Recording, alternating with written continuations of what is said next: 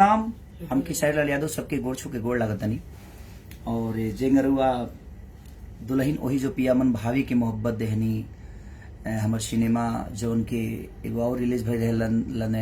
सैयारब गेले ना बहुत ज्यादा प्यार हुआ सबे देहनी और आशीर्वाद भी देहनी। हम अचानक से लाई बनी है ऐसे जे काल एगो हमर सिनेमा रिलीज होके वाला बा चोरी चोरी चुपके चुपके जो उनकी ऐसी फिल्म के बैनर से बनल बा और प्रशांत निशांत जी ओकर डिस्ट्रीब्यूटर बनी और बहुत योगदान भी वहू प्रशांत निशांत के भी बा। तो हम साहब की लोग इतना प्यार हमेशा गाना से लेके सिनेमा से लेके अपने बेटा के इतना प्यार और आशीर्वाद रहुआ से भी दिले कि हमेशा हम गदगद रहे रहुआ सबके प्यार और आशीर्वाद से।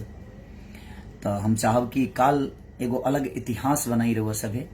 अलग एगो ऊर्जा के साथ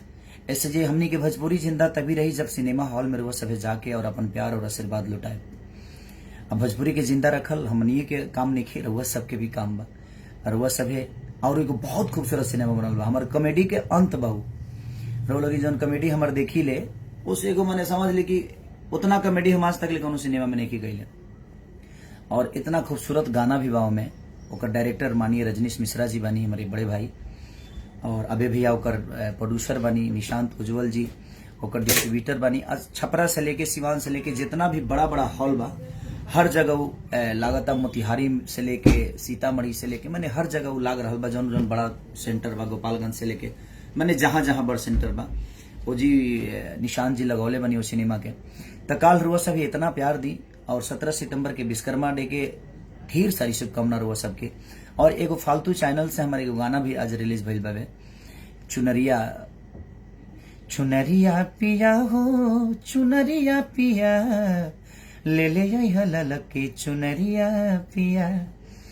और बहुत खूबसूरत गाना बा। एक म्यूजिक डायरेक्टर आर्या जी बानी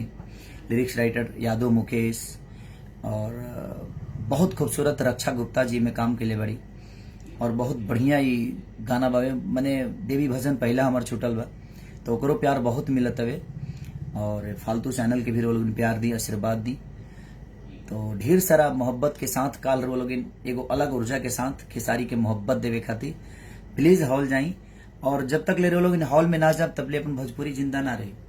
ऐसे जो भोजपुरी भाषा के बचावे खातिर सिनेमा बहुत योगदान देला हर जगह ओकरा के देखल जाला और जब वो बहुत बड़ा हिट हो जाला तो ओकरा एगो अलग उपलब्धि मिलेला ओकर। तब रजनीश मिश्रा जी के जोड़ी और हमारे वो लोग जानते बनी कितना खतरनाक होला तो हमार बस आशा ना विश्वास बाकी वो लोग प्यार और आशीर्वाद जरूर देहब। चोरी चोरी चुपके चुपके सिनेमा के और कॉमेडी से भरपूर माने हंसत हंसत 1 मिनट वो लोग बिना हंसले ना रह इतना जान ली अपना कैरियर के सबसे ज्यादा कॉमेडी सिनेमा बनल भाई हमरा जो हमके लंदन में शूट कर जा तो और गाना से भी भरपूर एमे एगो गाना बहुत खतरनाक माने हमार पसंदीदा गाना बावे कि तहरा ओढ़ानी पबोल देती धावा पुरवैया के जे हवा रहती बहुत खतरनाक गाना बा और गाने से माने भरपूर मनोरंजन हुआ सबके मिली और अश्लीलता से दूर हर वो चीज रुआ सबके में मिली अपना भोजपुरी माटी के चीज मिली कि संस्कार खातिर का कल जा सकत हवे बेटी के केंगा रहे के चाहिए बेटा के केंगा रहे के चाहिए बहुत सारा चीजों में समाज से जुड़ल चीज बत लोग अपन प्यार और आशीर्वाद काल हर हॉल में जाके और अपन प्यार और आशीर्वाद लुटाई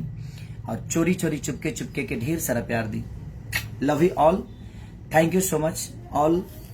हमें प्यार करने वाले लव यू।